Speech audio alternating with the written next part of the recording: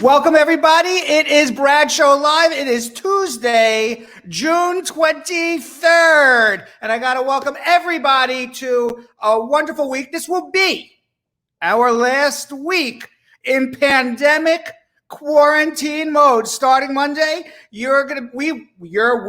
all of us, I don't know what I'm saying sometimes. All of us are going to be back in our studio with Yo-Yo, with Nesquik, with the entire Brad Show crew for a regular, restart to the Brad Show Live show, live at 5:30 this coming Monday. So this week, our last quarantine pop-ups. In the meantime, as it is our last quarantine pop-ups for the hopefully we never have another quarantine again. We will certainly have pop-ups, but it will not be pandemic quarantine pop-ups, just regular pop-up. And you know what? Also, I got to speak to Yo-Yo about this. I don't know if Yo-Yo's watching right now. Yo-Yo's been doing his own thing for the last few months until we get back into studios. He watches most of the shows. I see him in the comments. I'm not sure if he's watching right now. I got to speak to Yo-Yo. We used to do Brad Show Live After Dark with Yo-Yo. It was like Hump Day Wednesday show, except it was Monday, it was Tuesday, it was Thursday, it was Friday. Maybe we got to speak to Nesquik and Yo-Yo. Maybe we have to do some pop-up after hours, after dark Brad Show Live. Get a little frisky with everybody. But in the meantime, let me say hello. Jill is probably shaking her head like, what is he talking about? Why is he always making decisions live on the air? Why can't he have a conversation off the air with us first before he decides to make programming decisions? She says that to me a lot. Let's say hello. Should we start Facebook? You know what? Let's start YouTube. I always start saying hello to our squad on Facebook first. Let's say hello to the squad on YouTube. Alicia Henry, squad up. Tally. Hello, everybody. Oh, I know Jessica Leamy's watching on Facebook. She just shared the Facebook feed to my personal Facebook page. So Jessica Leamy, I know, shared one time.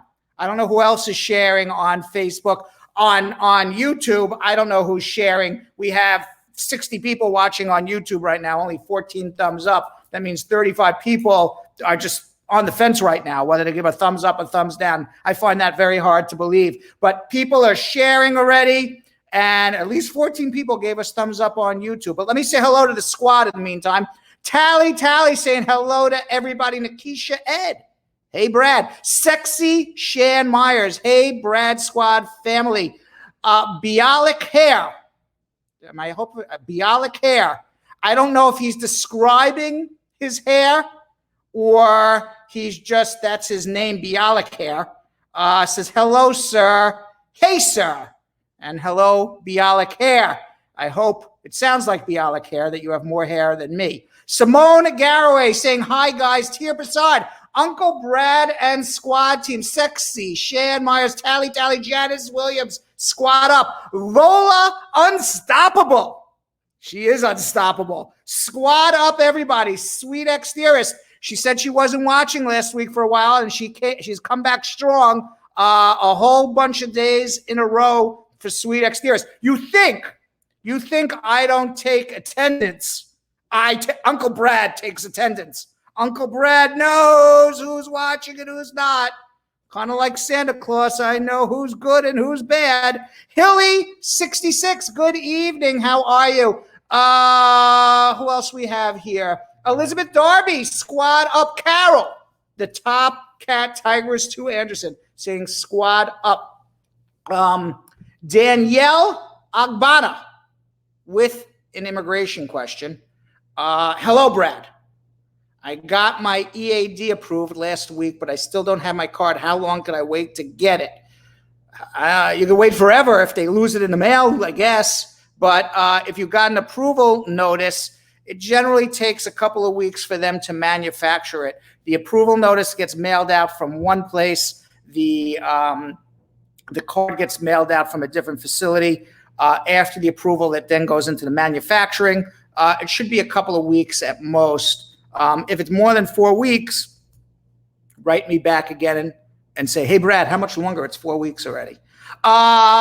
Jam Rock Kitchen. Rocket in the kitchen. What is Jam Rock Kitchen making in that kitchen? I hope some good food.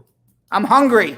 It's 5:35 already. We started very, very late today. Jam Rock Kitchen, what do you got cooking? Alyssa Henry with a question. My mom is filing for me. However, they just reached my date at the National Visa Center, but they have my middle name as my first and my maiden name is also missing. Is that a problem? You could always fix your name at the National Visa Center. You just got to write them. Biala Care coming in with a question. My embassy in the USA told me they can send my paperwork to say this certificate is certified and acceptable as a birth certificate from my country. Thumbs up if they can do it. Fabulous. But it has nothing to do with your embassy certifying a birth certificate. There is, I assume what you're trying to do is you're in America somewhere, Biala Care, and I got to read between the lines a little bit. You are trying to show that the birth certificate that you're submitting is a legitimate document. Now, you can get something from the embassy saying it's certified and acceptable as a birth certificate. I mean, that is certainly evidence. I don't think that's the end-all, be-all. The end-all, be-all is you got to follow what's called the Foreign Affairs Manual. It's called FAM, Foreign Affairs Manual. You could literally Google it. Google availability of documents. This is what you Google because it's a long internet address. So I don't remember, I can't tell you what the long internet address is, but I'll tell you what the Google is. Google availability of foreign documents, Foreign Affairs Manual, or FAM. You will get to the State Department website, and there you will look up your country. And in this Foreign Affairs Manual, it will say where you obtain a valid birth certificate from your particular country. Only that agency in your particular country that is listed in the Foreign Affairs Manual will be definitive of whether or not your birth certificate is legit or not. Getting something from the embassy, yeah, it's good. It's better than nothing. But if you go in to adjust your status and immigration says, what the hell is this from the embassy? Foreign Affairs Manual says you have to get the you got to get the certification from the King's Palace or whatever. I don't know. I'm making this up. I have no idea where you're from. Then that's where you got to go. And how do you know where to go to get this? The Foreign Affairs Manual. Blessing Odin with a question. We'll get back to you in a little bit. And Danelle Toussaint, squad up, back it up, Ricky, backing it up on, what's today's date? Tuesday, June 23rd. I don't think I mentioned today's date. Tuesday, June 23rd. I had to look over for a second. Pandemic quarantine, you forget. Every day melds into one another. You forget what's what. Kay April, also with a question. We'll get to you in a little bit. Tally, our number one cheerleader on YouTube from Brad Squad. YouTube, share, please. Like it's your last day on earth. No, she didn't say like it's your last day on earth. I added that just for a little, exclamation point. What Tally said was share, please. Let's show some love. Boy, Tally with actually a tongue twister. Share, please. YouTube, let's show some love. Say that fast 10 times. All right, let's go to Facebook and see what's going on Facebook. Carol Anderson, the Tiger. She's double fisting. How are you? Sugar Sweetness. Sunshine Legister. Boy, I'm getting all tongue-tied today. Squad up, Uncle Brad and the team. Hope you're doing well. We are. Thank you very much. Mary Anderson with a quick question. All right, Mary. She's a top fan. Why not answer it? Good evening, Brad. Quick question. What are the public benefits that you can get with a prima facie determination, and where can I apply for these benefits? Please explain. Do you think it's possible to use it to get a driver's license ID with it? You cannot get a driver's license ID with it. You need to get a work permit to get a driver's license ID. How do you get a work permit? If you filed a VAWA, you have two choices. And if you've been watching Bradshaw Live, you know the choice I'm going to tell you to do. One choice is you can file an I-360 and you can wait approximately 2 years plus, 2 years plus, not 2 years, 2 years plus some time. And you can get a work permit when your I-360 gets approved, and they would send you a work permit under Section C-31. So you would get a work permit that says Section C-31. Alternatively, if you are married to a resident, if you are married to a citizen, doesn't really matter at this point. Priority dates are current for F2A. You can file an I-45 adjustment concurrently with the I-360 or after the I-360, and you would get a work permit a few months later, and that work permit would come under Section C-9 for a pending adjustment. So if you, Mary Anderson, want a driver's license, you got to get a work permit. It sounds like you didn't file the I-485 concurrently with the I-360. You can still do so right now. To answer your immigration question, what benefits can you get? Any federal, any federal benefit. So anything given by the federal government is yes. You cannot use your prima facie to go get state benefits, but if the state, your particular state, wants to give you a benefit, fantastic. All right, let's go. Let's go. Not going anywhere. We just started our show. Sophia Gray, squad up. Ione Russell, squad up, and team Brahim Okafor with a question. Hi, Brad. Can please tell me who decides when an interview can be scheduled? Is it the service center or the local office for an I-751? Also, is it true that USCIS has put a hold on processing removal of conditions of green cards? Thanks. It's going to ultimately be the local office that schedules you for an interview. But is it true that they have put off on processing? They have not put off on processing. All of the cases are being processed. What they have put off on is scheduling people for interviews because they still haven't figured out how to social distance, how to conduct an interview without making everybody sick in the building. So what has been pushed off is the actual interview. Some people are getting through without an interview. They are processing cases. They're just not completing cases at this very, very moment. Dion Watson, squad up. Nina Godpickney, squad up. Rod Rogdon, Ottawa Lawal, Faye Blades, Patricia Spencer, Joy Titus, Denisha Joseph, Latoya, his forever Peterson. All just squatting up. Sydney Bursick, Pizza is in the house. So is Jilly Bean. Marcia Bacala, Jennifer Garza, squad up. And Natisha Gordon, just laughing. All right, before we get into our schmooze, I got a few reminders here. Sometimes I got a lot in my head. Brad, remind everybody to share, share Facebook, share YouTube, share this stuff. This is a good show. Brad, in big block letters, tell everyone, yell it at the top of your voice. Share.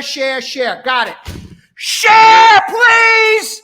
Please, for the love of God, share this with your friends and family so we can get our numbers up. The more people who watch our show, the more people we can help. And really, we want to help as many people as we can. There, how's that? Brad, remind everybody about the Brad Squad fan page for Brad Squad VIP content. Got it.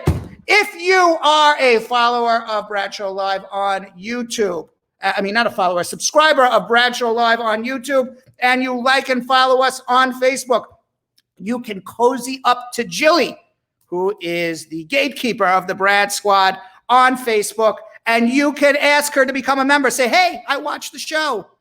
I subscribe on YouTube. I like and follow on Facebook. Could I be part of the coolest group ever to walk on the face of the earth? And Julie will probably say yes. But she may interview you now. Julie said she's interviewing based on coolness. All right? You got to be cool. If you're not cool, you're not allowed in anymore. We're getting selective. She said, Brad, can I not accept somebody who's not cool? And I said, I doubt anybody is going to come and not be cool. And she's like, no, they may not be cool. So I said, okay, she's in charge. Instagram, we have a free consultation tomorrow. If you if you follow us on Instagram at Bradshaw Live and you find Bouncing Brad. Where is Bouncing Brad today? There I am with the purple background. Is that purple, I guess? Or is that like violet? I'm not sure. But if you find Bouncing Brad with that purple violet background, you tag 5 of your friends on Bradshaw Live on Instagram. Tomorrow, I will have a hat in front of me, and I'm going to pick out the winner of a free consultation. It's a value of $200. It's the easiest way to save $200 on the face of this earth. Never has anybody ever made it easier to save $200 in your entire life. Literally save $200. I have given you 5 seconds of work to save yourself $200. Go on Instagram, follow Bradshaw Live, like a post, tag 5 friends. How hard could that possibly be? And you want to know what? You may be in the running. You will be in the running, but you may win a free consultation with me tomorrow. What else we got here on my list of things? Because Uncle Brad has too much in his mind.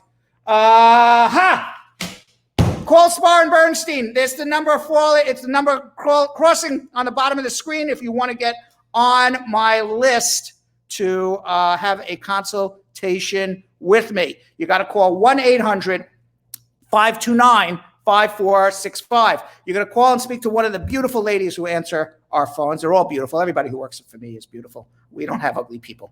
And not that it's possible we could have an ugly person. Just by happenstance, everyone's beautiful. What can I say? I think everyone's beautiful to begin with, so I'm a little biased. With that being said, you can speak to one of the beautiful people who answer our telephone. You can speak to them. They will set you up for a consultation with me. And I will call you tomorrow or Thursday or Friday, whatever day you want me to call. You get on my list and I call 1-800-529-546. Oh, Denisha Joseph is present. Okay, we can start the schmooze now, right? What else do I got to say? Right before we start the schmooze, I do have to remind everybody that later we're going to hear from Cecil J. Williams, the American photographer who has documented the civil rights movement in South Carolina since the 1950s. And what he has to say, if you want to learn about the present, you got to know about the history in the past. Because in order to understand the present, you got to know what happened in the past, or you don't understand what's going on today. So we're going to hear from Cecil J. Williams in a little bit. In the meantime, Lee, you ready for this? You ready for this, Lee? We got to do something we like to call schmoozing with Brad.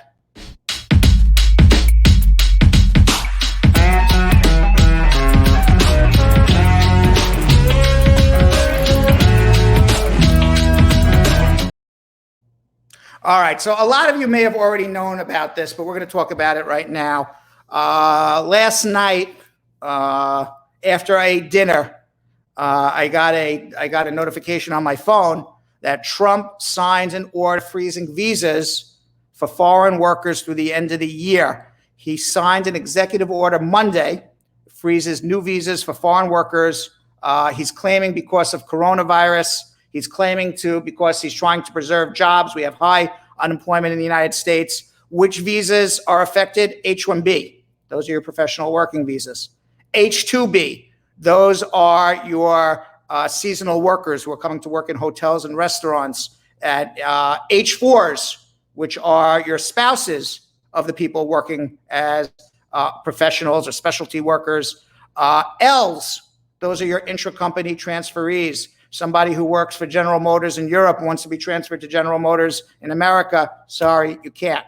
He has suspended all of those programs, the H-1B program, the H-2B program, the H-4 program, and the L-1A and the L-1B program through December 31st. He has also extended the ban on issuing immigrant visas to employment-based petitions and family members on the waiting list, also through December 31st. The only people who can walk into an embassy and get a green card right now are those who are married to U.S. citizens, those who are children under 21 of a U.S. citizen, those who are parents of U.S. citizens. If you have an H-1B visa currently, you can still come to the United States. If you have an H-2B visa currently, you can come to the United States. If you have an H-4, you can come. If you have an L, you can come. He also stopped the J-1 program. But if you already have the visa in your passport, you can come. If you have some other type of visa, for example, a tourist visa, you have a B-1, B-2 visa, you can still come to the United States, and then you can change your status to an H-1B, or you can change your status in the United States to an L. What he has prevented people from doing, is he's prevented people from getting a new visa in their passport. You could always come to the United States with any visa that you have in your passport, and then after you come here, change to a different status, including H-1Bs, H-2Bs, H-4s, or Ls. Now, healthcare workers and researchers combating coronavirus, university professors, people working in food processing, people working in agriculture, and people working in the seafood industries are exempt. Now, this will all be through December 31st. So, in essence, whatever you can do, if you can make it into the United States, you can still do. But he has stopped processing all of these visas in other countries.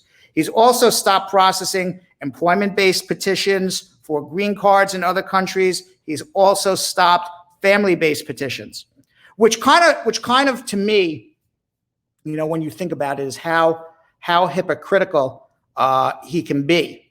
Because when he came and became president of the United States, he said to the American people, I'm not against immigration. I'm for immigration. What I am against is people coming to the United States and violating their visas and overstaying their time and then, bucking the system and getting a green card. What we really want is people to stay in their home countries and follow the law. And if you follow the law, we have no problem with you. So what did he do 3 years into his presidency? Those people who are staying in other countries, who are following the law, who said, I'm going to stay in my home country, I'm going to follow the law, and I'm going to wait my turn to be able to come to America on a waiting list, you're all effed, at least till the end of the year. But if you came to the United States and you overstayed your time and you marry an American citizen and you violated the law, hey, welcome. You're welcome. So how hypocritical. You know what this ultimately does is it teaches people not to follow the law. Because if you follow the law, you get screwed. It's teaching people, come get to the United States no matter however the hell you can get here, and then figure it out when you're here. That's what it's teaching people. It's not teaching people to stay home and wait for their green cards and wait for their visas. It's teaching people to come to America. So it's completely hypocritical and counterintuitive to what he ultimately wants, which is people not to overstay their time. What's going to happen with all of this? Well, ultimately, people will ultimately be able to come to America on work visas. People are ultimately going to be able to come to America with green cards. You are ultimately going to be able to have your children come. You are ultimately going to have your spouse come to the United States on an F-2A. This is coronavirus related. This is politically motivated for his reelection in November. And we'll see what happens. Certainly if Biden wins, this will all be scrapped. And I think there is a lot of American companies that are against this. For example, Microsoft President Brad Smith said on Twitter, now is not the time to cut our nation off from the world's talent or create uncertainty and anxiety. Immigrants play a vital role at our company and support our country's critical infrastructure. They are contributing to this country at a time when we need them most. Now, American advocacy groups began pushing back on the order quickly after news of its contents was released. Shavari Dalal Delaney, director of the government relations at the American Immigration Lawyers Association, she said, "We are extremely concerned that such a broad prohibition on legal immigration, whether an individual is coming permanently or temporarily, will negatively impact our country's ability to recover from a global health and economic crisis." Now, I am an immigration lawyer. I am not a constitutional scholar. I am also not a scholar on presidential power.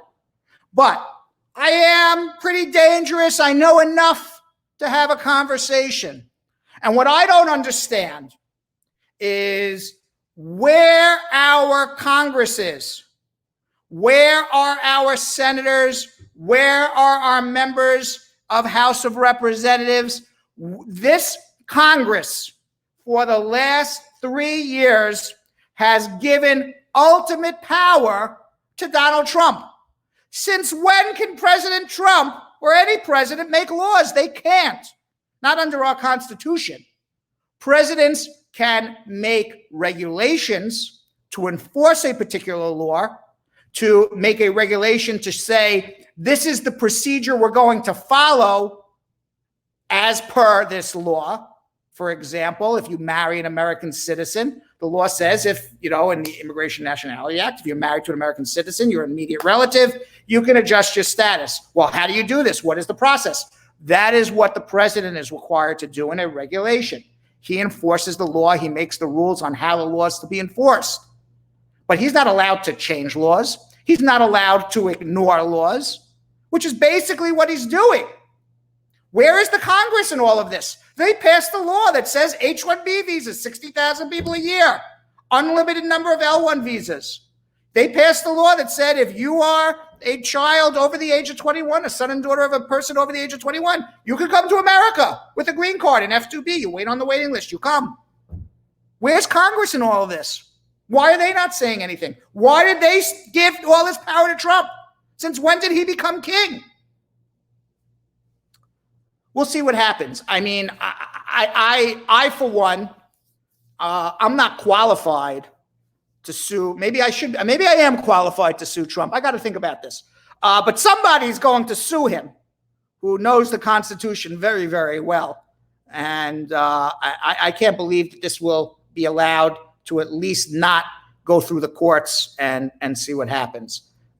Meanwhile, the Trump administration also said they plan to soon announce, by the way, before I even go to the next Trump disaster, that should not prevent anybody from filing for their family member. That should not prevent anybody from processing their immigration cases for their family members in another country, because this is a 6-month delay on your immigration case. That's what this is. This is not a permanent, there is no more H-1Bs. This is not a permanent, I can't file for my family member anymore. This is basically Trump saying 6-month delay. And we'll see what happens with the election, where coronavirus is, what the courts have to say about this. We have not seen the end of this, one way or the other. But that doesn't mean you should not be filing or doing things. It's not like you can't ever do it. Trump says for the next 6 months.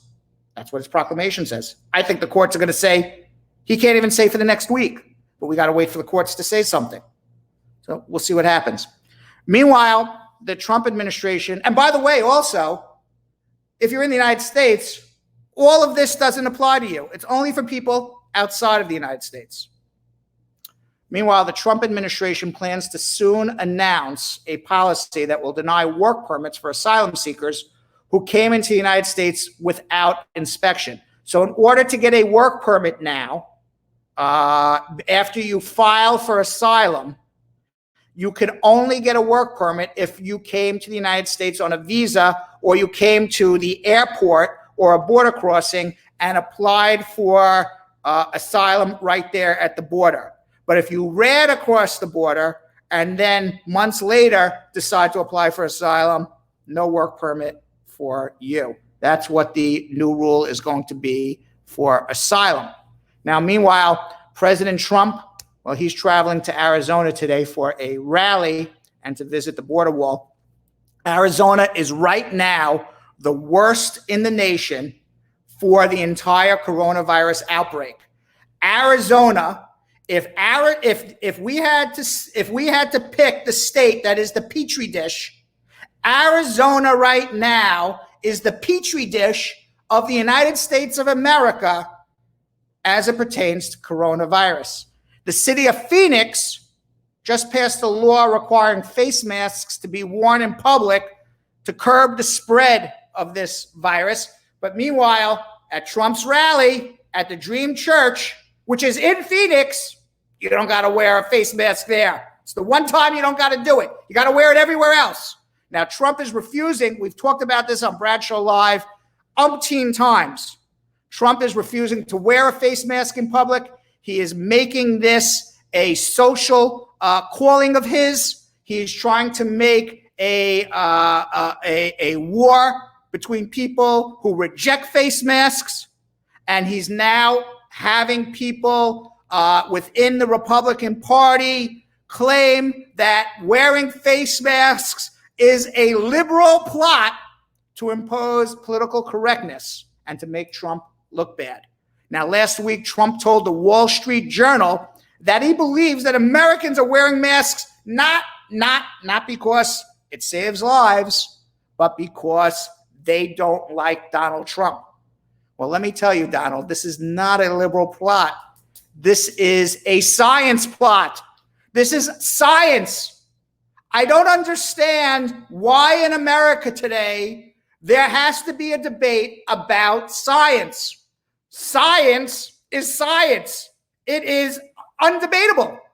In May, a study out of Oregon Health and Science University, funded by the World Health Organization, confirmed that even stock surgical masks make significant reductions in the number of doctors and nurses infected by coronavirus.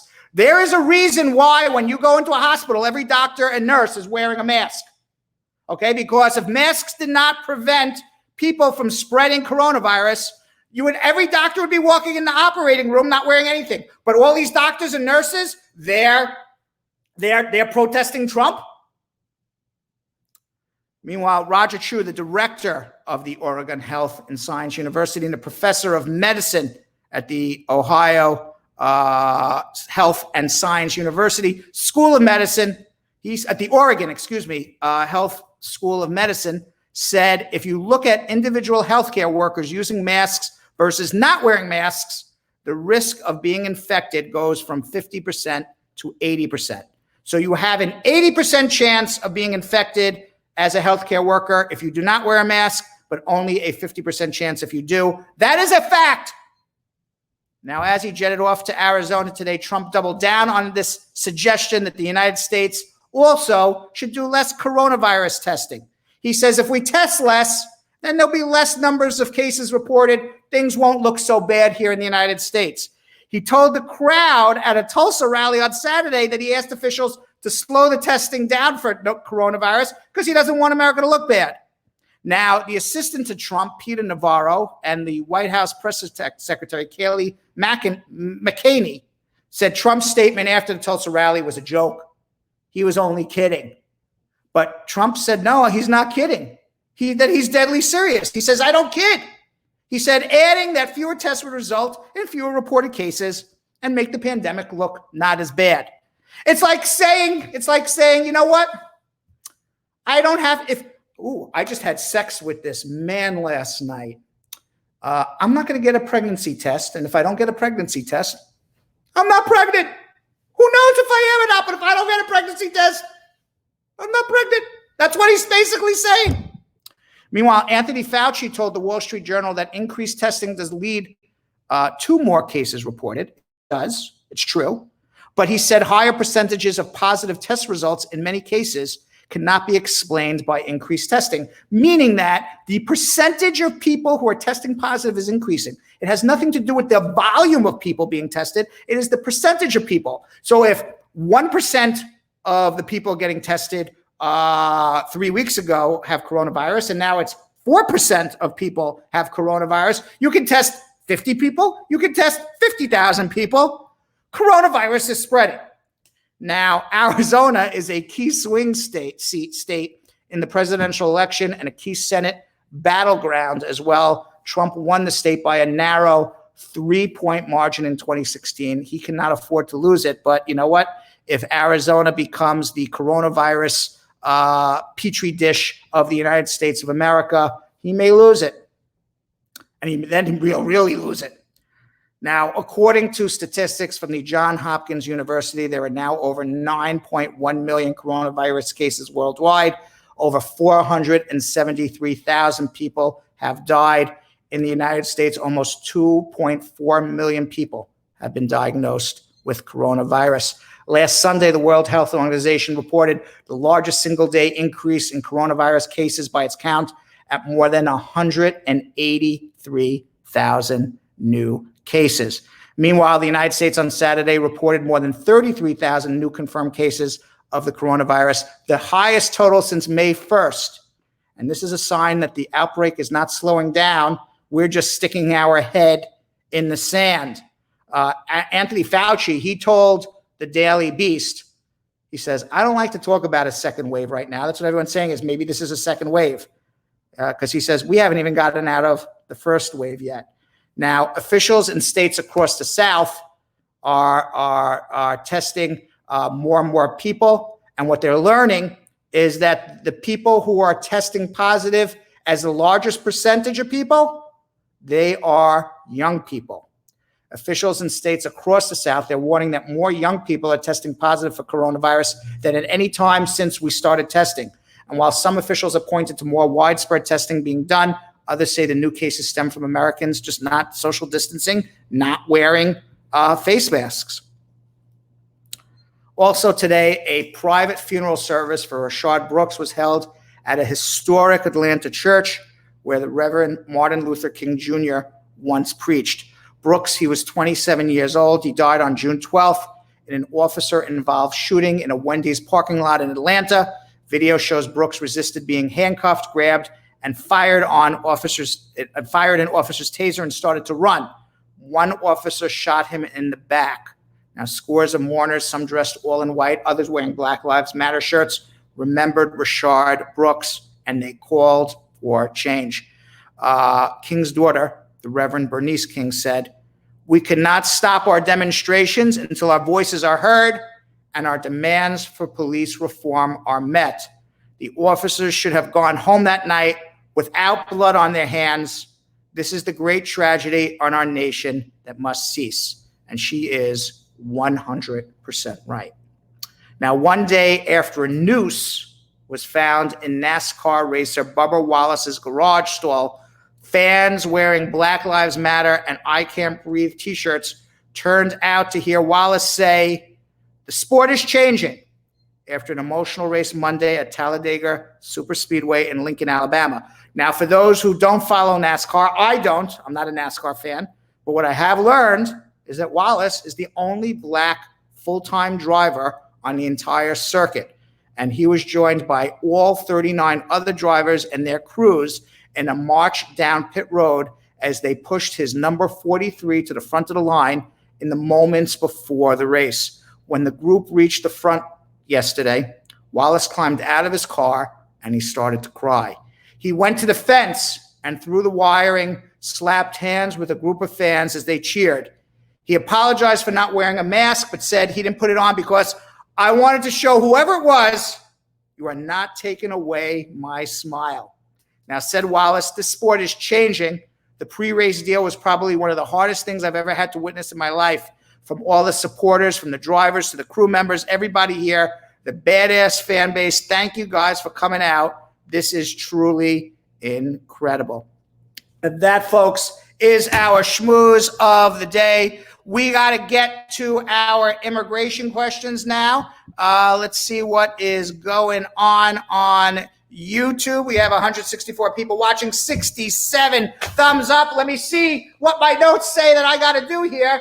Brad, remind everyone to share, like, and subscribe on Facebook, YouTube, and Instagram. You should yell it out. Make sure everybody hears you. Okay, everybody, we're yelling it out.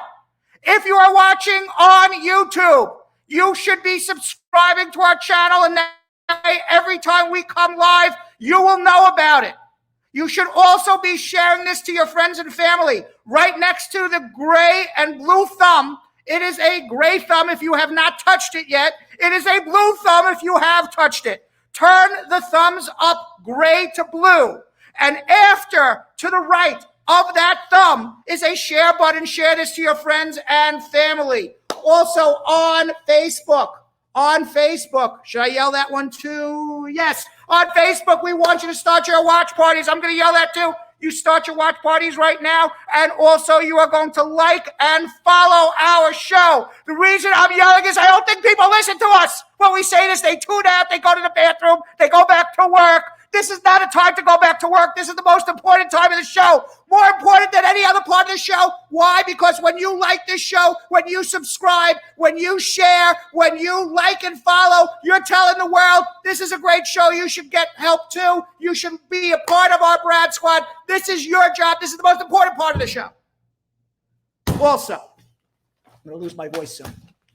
Also, don't forget our Instagram free contest on @BradShowLive. If you like the Bouncing Brad that you find at Brad Show Live on Instagram, you tag 5 of your friends and you follow Brad Show Live. You may be picked out of my hat. You may be picked out of my hat tomorrow for a free consultation. And if you don't get your immigration questions answered, you can always follow me at Real Brad Bernstein on Instagram. That's usually where I am. And you can, I don't really post a lot on at Real Brad Bernstein. I'm too busy to be posting. I have a couple of pictures, but you can follow me there anyway and drop me a DM. If you need to reach me and you want to have a consultation with me, the telephone number is flowing right there on the bottom. Every 10 seconds it comes back across. It says call Brad for a consultation at 1-800-529-5465. Internationally, the number is +1 212-227-8933. If you don't understand that, what that means is you call that number and you can have a consultation with me. Later today, we're going to be hearing from Cecil J. Williams, an American photographer who has documented the civil rights movement in South Carolina since the 1950s.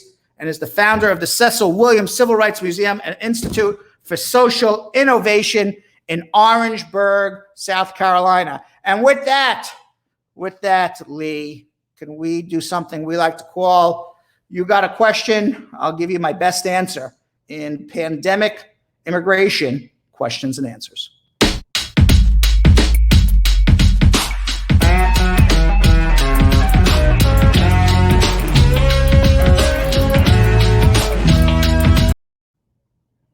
All right, so I'm looking to see here what our first question is for immigration.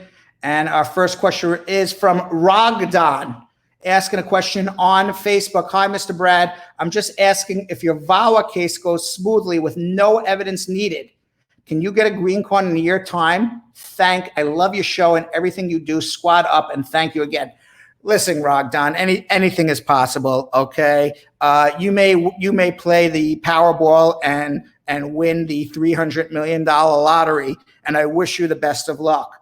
I think you have the same chances of everything going smoothly and you getting a VAWA green card without an interview in a year. Just extraordinarily unlikely. But if you think you are that lucky, play the Powerball, win the $300 million. Then you could go live wherever you want. Take your money and go live where you want. I mean, it's extraordinarily unlikely to happen. Do I want to say no, it'll never happen? Yeah, I mean, anything is possible. It's also possible you win the Powerball. Share Topaz. Brad, my husband lost his citizenship certificate. Will that affect me going for my citizenship interview? No, they know he is a citizen. Okay, so just because he lost it doesn't mean in all of the records for immigration, they know your husband's a citizen. It's not like he lost his citizenship papers and like, who the hell is this guy? They did a fingerprint on him. They know everything about your husband. Okay, just because he lost his certificate of citizenship, he's still a citizen. Kim Alexander. My cousin is married to a U.S. citizen. Got her combo card in December. I'm awaiting an interview. Should she renew her combo card now or wait to see if the interview date shows up? Renew the combo card because you don't know whether you're going to get the interview or not. You don't want to get screwed come December, not have an interview and have no combo card. So renew it. Mile 7. You're about 1/3 of the way into the marathon at mile 7. Hi, Mr. Brad. He has a long question. Let me take a breath. Hi, Mr. Brad. Please, I have a question. Please, my ex-wife wants me to sign an apartment lease for her and our children in New Jersey, but I'm living with my wife here in the Bronx, New York, and my I-130 and I-45 is still pending after we finished our Stokes interview. Please, can we sign the lease for my ex-wife and our children in New Jersey without having problems with immigration because I reside here in New York and she and my children are in New Jersey? You can do whatever you want, okay? But if immigration does an investigation and says, why are you on the lease with your ex-wife, they may always believe that that's where you're living. But if you're living in the Bronx and you're with your current wife and things are good and you just want to be good to your children, that's perfectly legitimate. Go do it. As long as you know everything's above board, you're in a legitimate marriage with this woman in the Bronx, and go do it. But I question why you would ask that if you are in all these legitimate marriages. That's all. And I think immigration may question it too, but as long as you're legitimately living in the Bronx, then fine. Because there's lots of people, believe it or not, there are lots of people who divorce their wife, enter into a business marriage, and still take care of their ex-wife and children because that's who they really love. So, just, make sure you're doing everything the right way and for the right reasons. Jennifer Garza with a question. I was married, and when sending in a notice to remove the sponsorship, how does that work? I sent in a letter and was received this past week on Friday. Jennifer Garza, I don't fully understand your question, but we'll try to interpret this. You have a 2-year green card, and now you want to remove the conditions of your permanent residence, and you submitted an I-751 this past Friday. You want to know what happens from here. What happens from here is that immigration will, in a few weeks, send you back a notice, and the notice will be on a letter, official letter by immigration, extending your green card for 18 months. It'll say employment and travel authorized, which basically means that if you need to work, you show your expired green card in this letter. If you need to travel, you show your expired green card in this letter, and you can travel, work. Your permanent resident status is extended for 18 months. And over these 18 months, immigration is going to ask you to prove that you and your spouse are still living together in a bona fide marriage. And if anybody who watches Brad Show Live knows what a bona fide marriage is, you live together, you have a financial relationship with your spouse, and then ultimately you will get an interview. And if you get an interview, you will hopefully pass that interview. By the way, Marissa says we cannot hear or see anything. I hope that's not the case. I hope we can hear and see.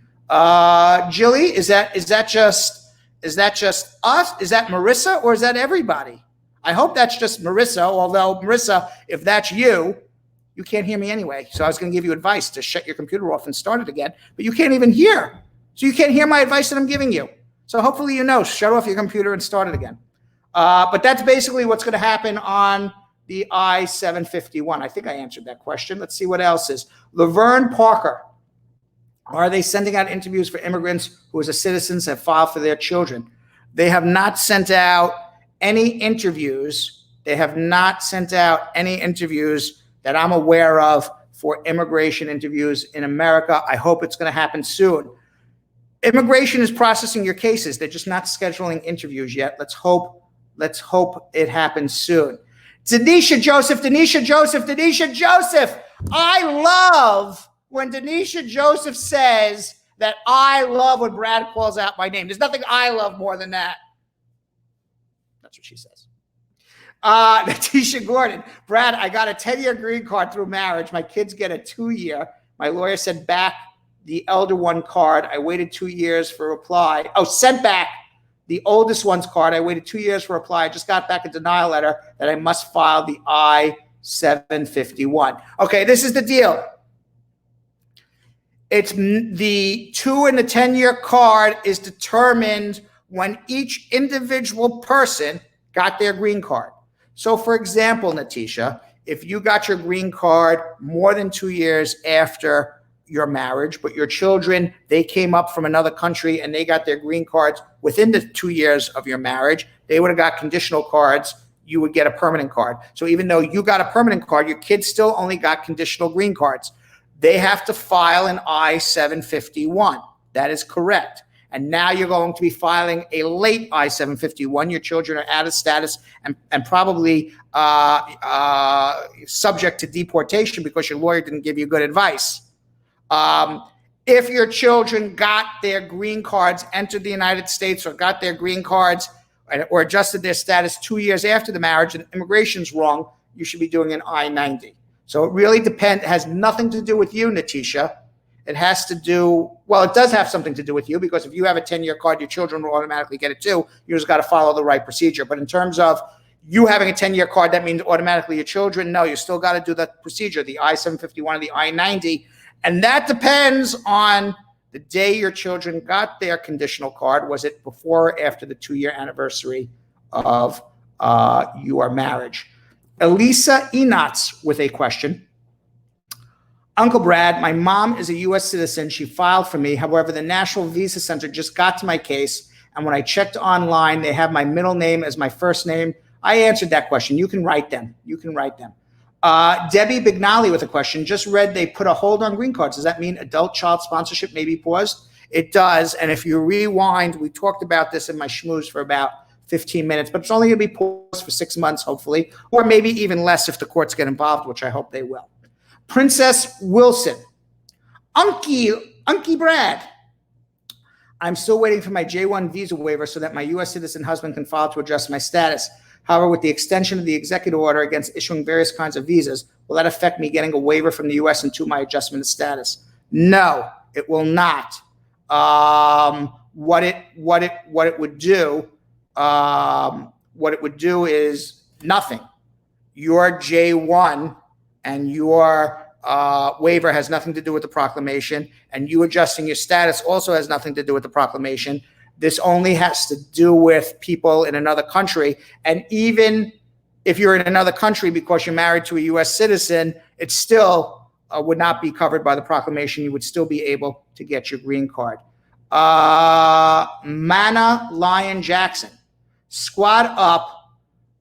Show live, the voice of poor people doing tremendous squad up jobs. Thank you very much. That's very nice of you. Let's see what else. Shanice Smith. What if the U.S. visa is refused and the embassy has a hold on them? I don't know what's going on. You would need to tell me a lot more.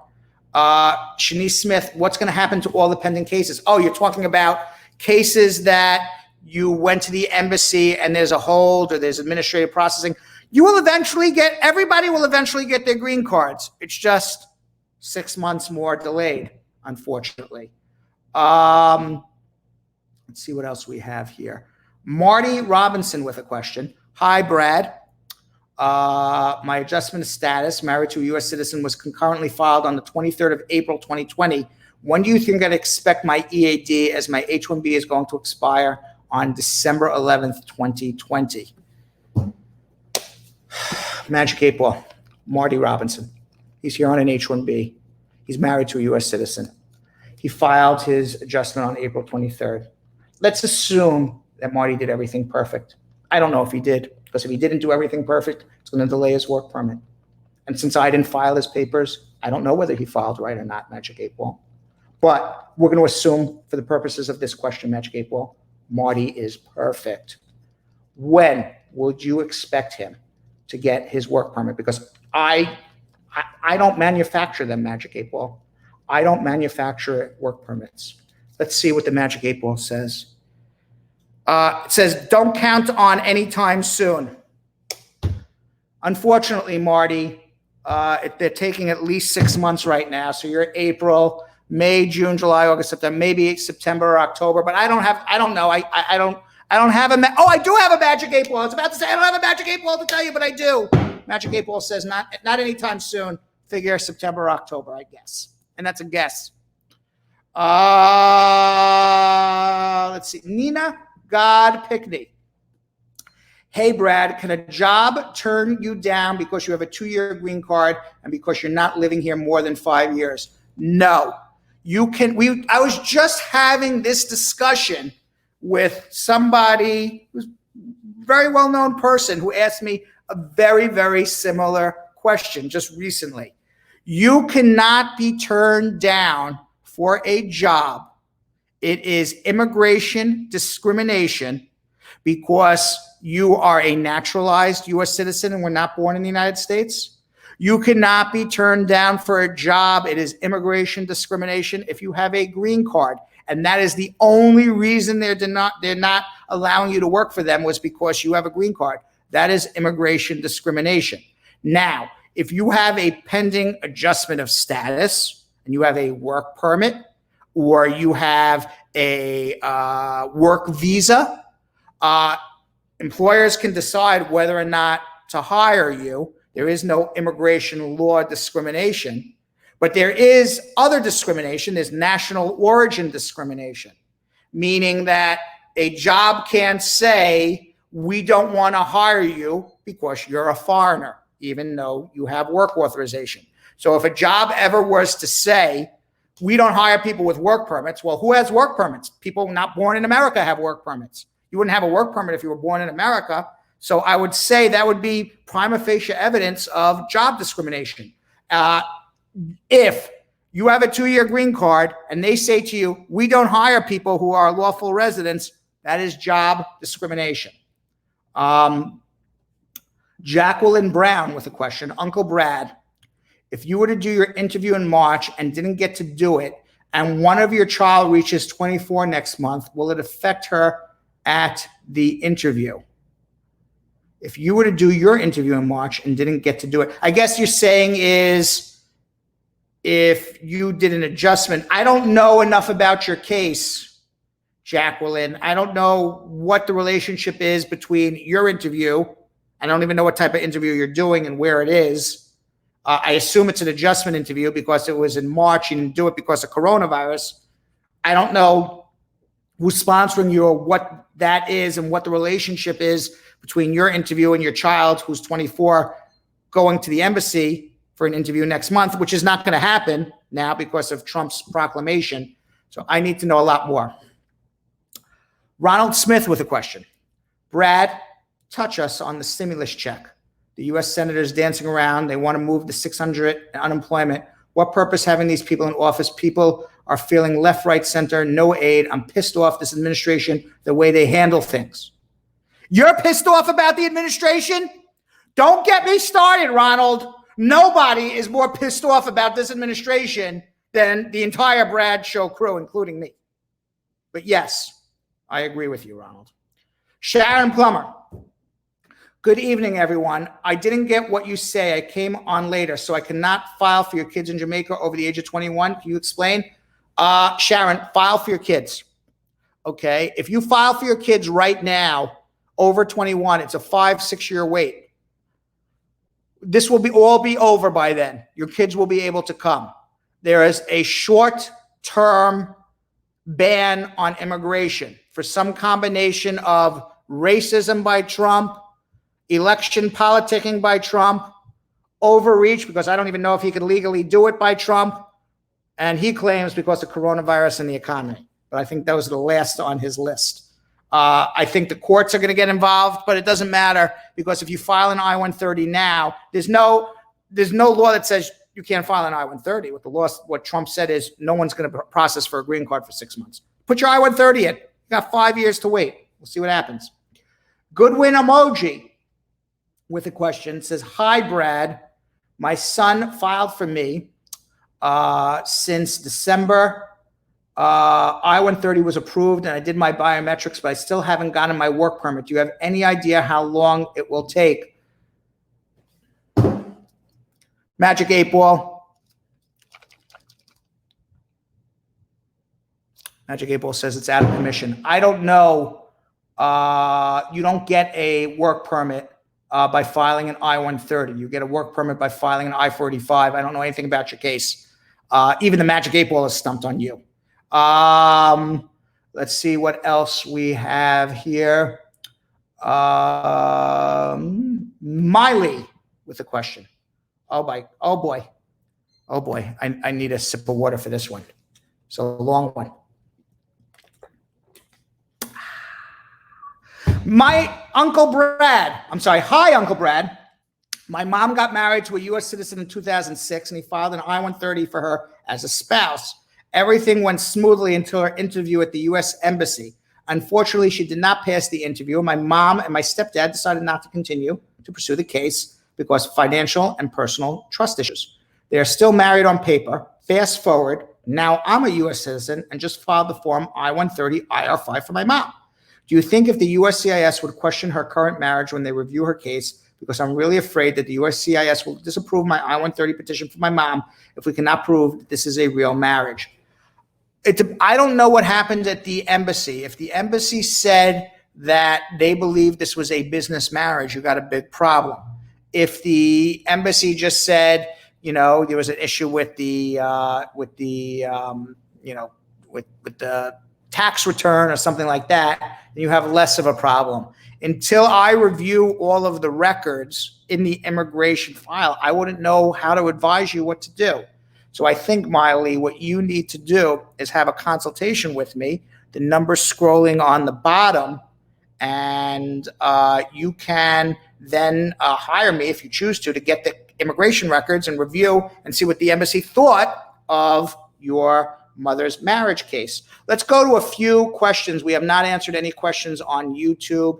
Let's go to a few questions on YouTube. Blessing Odin. Hello, Brad. Please, what would be the best way to bring my unmarried kids from Nigeria to the U.S.? I'm from Nigeria, and I'm a permanent resident, and my wife is a U.S. citizen. Blessing, at the present time, there's a ban on Nigeria, period. So let's hope that Trump is not president in 4 months and there will be no more ban. Sexy Shan Myers, Uncle Brad, how do you get a police report from Jamaica if you're in the United States? You have to send away for a fingerprint to Jamaica, to the NBI, which is the FBI and the National Bureau of Investigation in Jamaica, or you can send a fingerprint to your friend in Jamaica to walk it in. Is probably faster than in the mail. Sweet Dot, do I need, and where do you get a fingerprint? Google private fingerprint. Go take a private fingerprint somewhere. Sweet Dot, do I need to update the National Visa Center if I become a citizen, or will they update it automatically? No, you have to update them. Don't assume the National Visa Center knows anything. Michael LaQuai, when are your offices open in New York, please, to help my case get moving? Tomorrow. Our offices open tomorrow. Finally, we will all be back in our office tomorrow. So, Michael, the answer is tomorrow. K. April, hey, Uncle Brad, I filed for VAWA, where I previously sent my I-45 to update them on the pending case 5 weeks ago. Was that fine? You can always update. You can always update immigration or send them information to ask for an update. I don't have any problem with that. Nothing bad will happen to you. David Bishiki, asking for a friend. She's in the United States on a student visa. Can she travel to see her family in Brazil and return to the U.S. currently? If she overstayed her time, no. If she is on a student visa and she can make it to Brazil and back at the moment, you are allowed to return on a student visa. She just has to show that she's going back to school. And actually, I forgot about Brazil. Brazil, there's a ban on anyone from Brazil. So if she goes to visit her family in Brazil, she would have to go to a third country and stay there for 14 days before she's allowed back in the United States. So if you were in Brazil, you cannot come to the United States directly until you are in a third country for at least 14 days, where they're going to assume you have coronavirus. Agawa Torre with a question. Hi, Brad. My cousin's interview was canceled. The interview was March 26, 2020 because of Corona. Do you think the ban will affect her? She's married to a U.S. citizen. She's overseas. No, the ban does not affect people who are married to American citizens. Eventually, she will get her interview and be able to come here. Now, recently, as we said at the top of the show, I had spoken with Cecil J. Williams. He's an American photographer, publisher, author, and inventor. Cecil has documented the civil rights movement in South Carolina since the 1950s. He is the founder of the Cecil Williams Civil Rights Museum and Institute for Social Innovation in Orangeburg, South Carolina. Cecil has had an incredible life and career, and we discussed a lot during our interview, which will be posted in long form on our Bradshaw Live social media pages. But today, in a shorter portion for our discussion, Cecil tells me about his experience covering Dr. Martin Luther King and John F. Kennedy when Kennedy was a senator running for president of the United States, and Cecil's own 2 runs for the United States Senate. Let's check it out. Did you ever photograph Dr. King? I had 4 encounters with the Reverend Dr. Martin Luther King. I filmed him with my 16 millimeter camera. What are your recollections of him? He was a very brave person, and he had accepted the mantle of leadership at the time. I think it was something that he didn't really seek, but again, he had this bestowed upon him due to presence, again, at a time in history, December 1st, 1955, when Rosa Parks becomes arrested, and he is elected again to lead that movement in Montgomery, Alabama. You also met Senator John Kennedy. You actually became a trusted photographer. Tell me about your relationship with him. Well, I have to take it back to about the 1960 now. During this semester break, when I was a senior at Claflin University, I visited my aunt and uncle in New York. I read in the paper that a person that I admired, a person that had spoken out against segregation, Senator John F. Kennedy of Massachusetts, was going to make an announcement at the Roosevelt Hotel on the east side of New York. And I didn't have my press credentials with me, but nevertheless, I was making my way into the hotel, and 2 hotel security people saw me. And this is a time, again, 1960, I don't think we have many journalists working for even like the New York Times and other newspapers. And they saw me, and they were, again, caught up with me, and again, were about to escort me. At that very moment, I was being thrown out. John F. Kennedy, Senator Kennedy, and Jacqueline are coming up to the podium. They saw this happening, and they prevented it. They said, no, let him stay. And Kennedy and I had a few words. He asked me, what was I doing there? Some of my background. And so here we are talking before a room full of journalists. He gave me his personal business card, Hyannisport, Massachusetts, and I shared my pictures. And over the course of the next, say, 4 months of his announcing at that hotel that he was going to be a candidate for the presidency, I became a very close, I think, friend with Senator John F. Kennedy, and of course, photographed him many, many times. So you photographed him through the whole presidential election? Yes. And when he became president, you were not invited into the White House to continue to photograph? In the 60s were, again, kind of lean. I'm just getting out of college. I was invited, had a personal invitation, in fact, to visit the White House in the inauguration, but I was not able to attend. Both of these men we just talked about, Dr. Martin Luther King, President Kennedy, both got assassinated. Tell me how you felt about each of those assassinations. Seeing John F. Kennedy being shot affected me for quite a while afterwards. It was a period of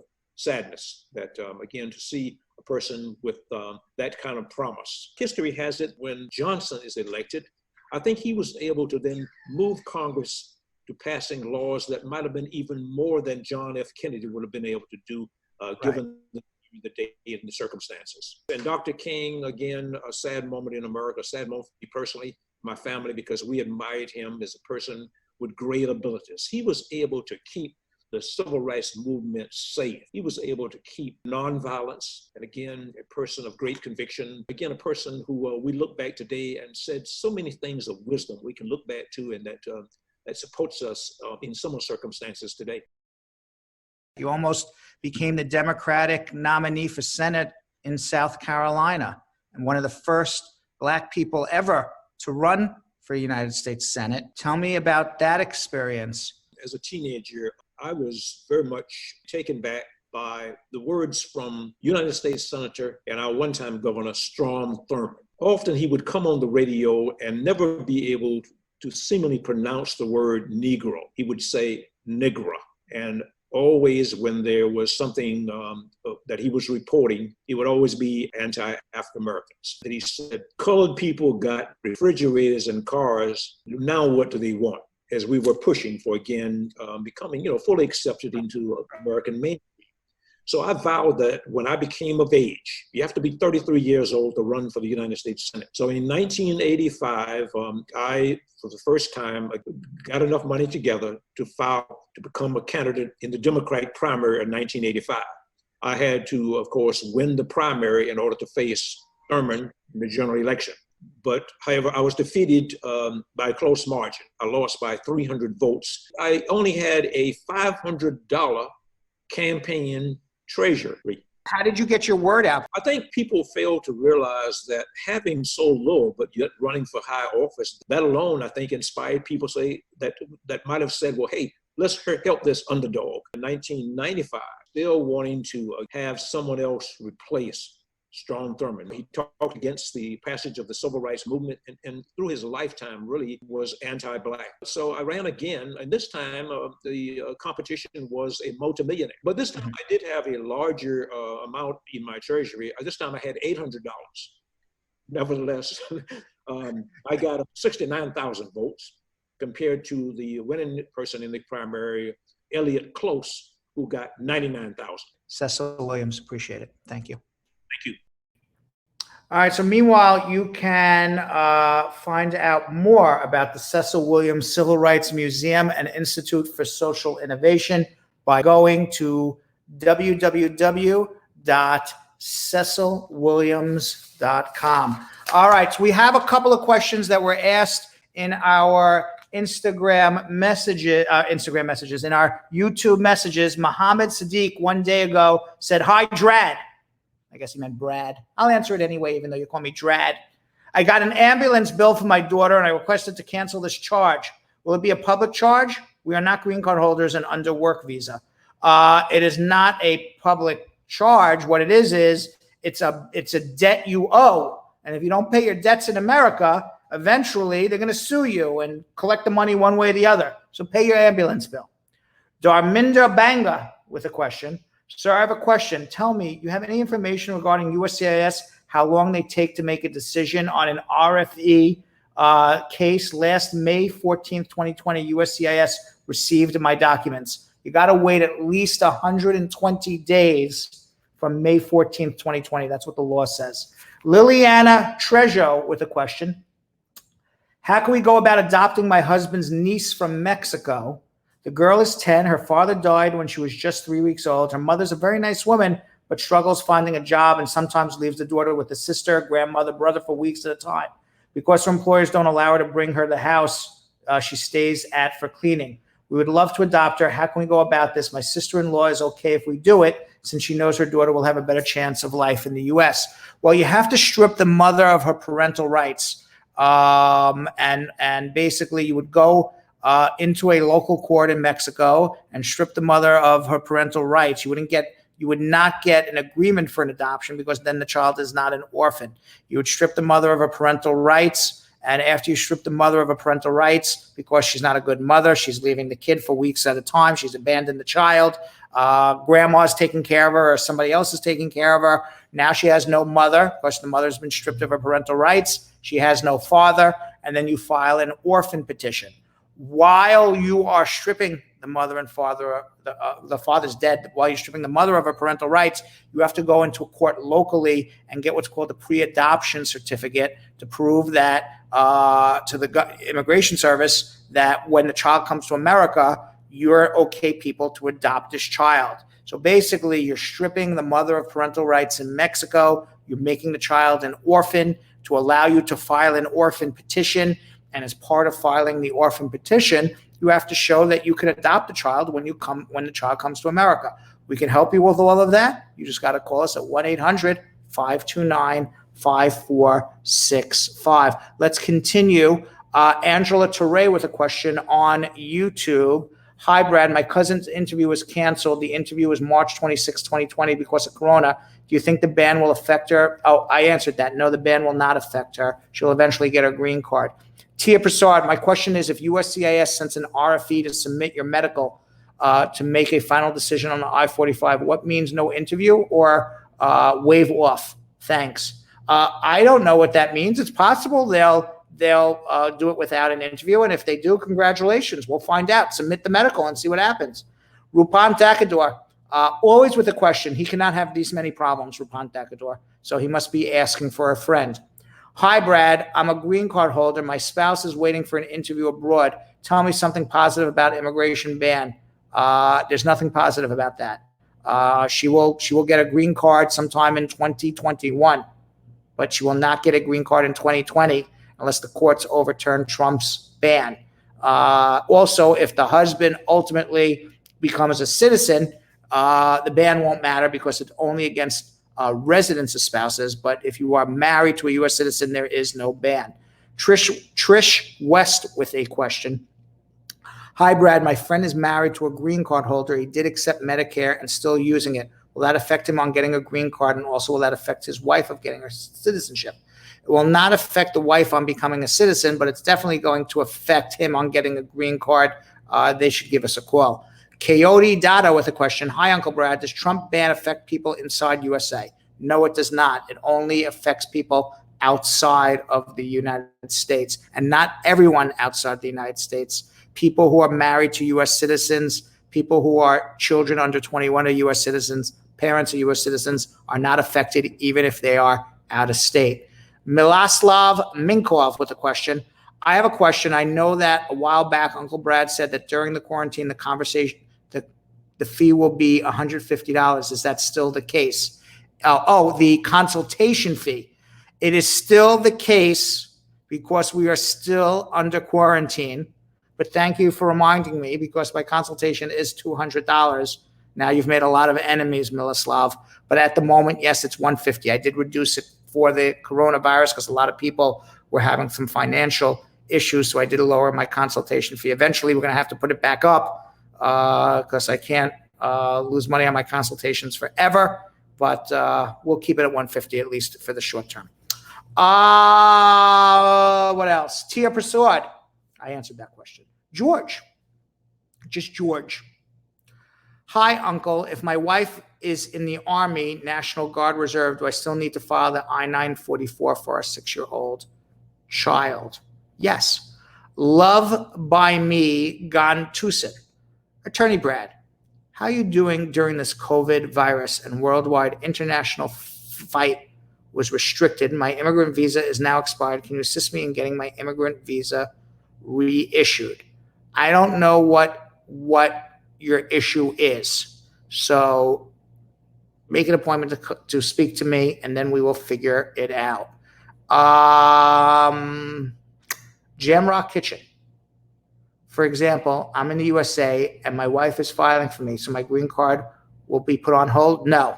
You're in the US, your green card will not be put on hold. You will get your green card in America. So Jamrock, keep jamming. You're good. 29 Super C. Just with a comment. The Senate is controlled by Republicans, and 4 of them advised the president to do this, but I didn't know it will have been so dread. I think it's not so much the senators, 4 senators. It's the whole Republican Party. They've basically given up, and just everybody's in it for themselves. Nobody's in it for what's in the best interest of the United States of America. It's actually an absolute disgrace. Grace Ann Mailer. Hi, Brad. How do you go about changing your apartment number? My mom recently moved from 9 to 11. I'm the beneficiary. How do I proceed? An AR 11. I was about to say, we'll sign a new lease so you can move apartments. But I guess you're asking about changing the address with immigration. That would be an AR 11. You can go online and do it. Let's see what else. Sulisam Aranda. Hi, Brad. If my N400 interview before my I-751 interview, do I count the 120 days from the date my I-751 is approved or the day I had my N400? My N400 interview is before my I-7. There's no guarantee that your I-751 interview is going to come within 120 days of your citizenship interview. So you can count all you want, but there's no guarantee that's going to happen. Omesh James. Hi, Uncle Brad. I'm at the National Visa Center stage. My documents gets qualified, but the National Visa Center said that my husband doesn't meet the minimum requirements to sponsor the intending immigrant. So you need a co-sponsor. That's what you need. RR with a question. Hi, Brad. I was arrested in New York 5 years ago for controlled substance and possession of marijuana at the same time. I received an ACD and the case was dismissed after 6 months. Can I apply for citizenship now? You can apply for citizenship 6 months, at 5 years after the ACD became final. So you pled I don't know when you pled, and then there's 6 months before the case was dismissed. Count 5 years from the date at the end of the ACD. Then you have 5 years good moral character. Trish West. Hi, Brad. My friend is married to a green card holder and here on Medicaid. Does that deny him a green card? Yes, I think I answered that already.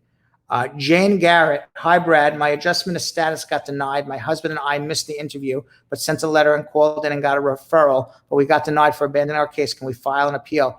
You can do whatever you want. There is no appeal. You can do a motion to reopen. What you should be doing, Jane, is refiling your adjustment again. Don't bother with appeals, motions to reopen, motions to reconsider. You're going to screw yourself over. You're going to end up in deportation. Jane, it sounds like you need a lawyer. Lee with a question. Is the sibling of an active duty soldier 245I eligible? No, not necessarily. You don't become 245I because your spouse is, because your sister's in the military. I think, Lee, you need a consultation. Let's see what else we have here. Janice Williams. Last question on YouTube. Hi, Uncle Brad. My son wants to file for dad and stepmom with 2 brothers in Jamaica. What documents do I need from them in Jamaica? My uncle, my dad and stepmother want to file for that. You need their birth certificates. That's what you need. That's basically it for right now. And let's go 2 or 3 questions on Facebook. Everbliss. Hi, Mr. Brad. Squat up. If someone's wife divorced them and put an address on the divorce paper that the person doesn't live, can that affect their citizenship? No, because they didn't do the divorce. So if your ex-spouse lied on the divorce, but you're divorced, so be it. I don't think it should affect your citizenship. Elizabeth Francis. Sylvester was just commenting to Sylvester. I just want to answer questions quickly. Jacqueline Brown. My mother filed for me and my kids. Their interview was in March, but because of the corona, it was canceled. Will my daughter be affected? She turns 24 July. They still give her. I think I asked that question earlier, and it still made no sense to me. It still doesn't make any sense to me. So you need to have a consultation. Oscar Crucis. I've been thinking about the Trump executive order, the one they've just been saying won't give anyone residency for a year. That's not true. It's residency till the end of the year. Is that for all cases, such as my mom's, or only new cases? It is for all cases that are being processed at U.S. embassies in another country. It is not for cases in America for adjustment of status. It also does not apply to people who are married to U.S. citizens, people who are the children of U.S. citizens under 21, or people who are the parents of U.S. citizens. Monica Stone with a question. I am going to Canada from Jamaica or the USA with a USA green You need to apply for an ETA. You won't put on the plane without that ETA. You can drive a course from USA to Canada. You don't need an ETA. If you decide to fly, you need an ETA. No ETA, you won't get on the plane. Monica Stone, what the heck are you talking about? Simone Martin Reed, hey, Brad, my husband filed for my daughter in Jamaica. Her paper was approved. Will the ban affect her at this point? If your daughter is under 21 and your husband's a U.S. citizen, it will not apply to her. Monica Stone, I'll try to answer this question for you. Hi, Brad. Will the president sign an executive order ban everyone coming to America, close all the borders, just asking for a friend? Magic 8 Ball. Is Trump stopping everybody? And the Magic 8 Ball says, screw that pumpkin. F that pumpkin. That's what the Magic 8 Ball says. I don't know what Trump's going to do. It's all politics. It was all going to come out in the wash come the second Tuesday in November. We're going to have a presidential election. And right now, Trump loses big time. But we'll see what happens over the next 3 to 4 months. Let's see what we have to say here. All right. So I do got to remind everybody, if you do want to have a consultation with me, give us a call. The number's scrolling on the bottom, 1-800-529-5465. If you loved our show, please subscribe on YouTube. You'll be notified every time we come live.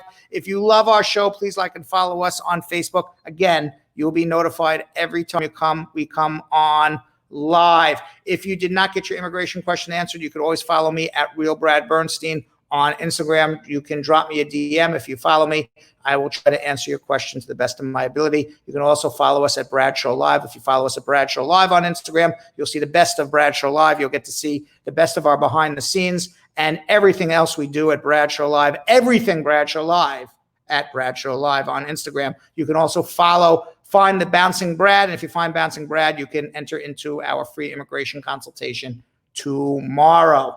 And with that, we have comments of the day. Lee, comments of the day.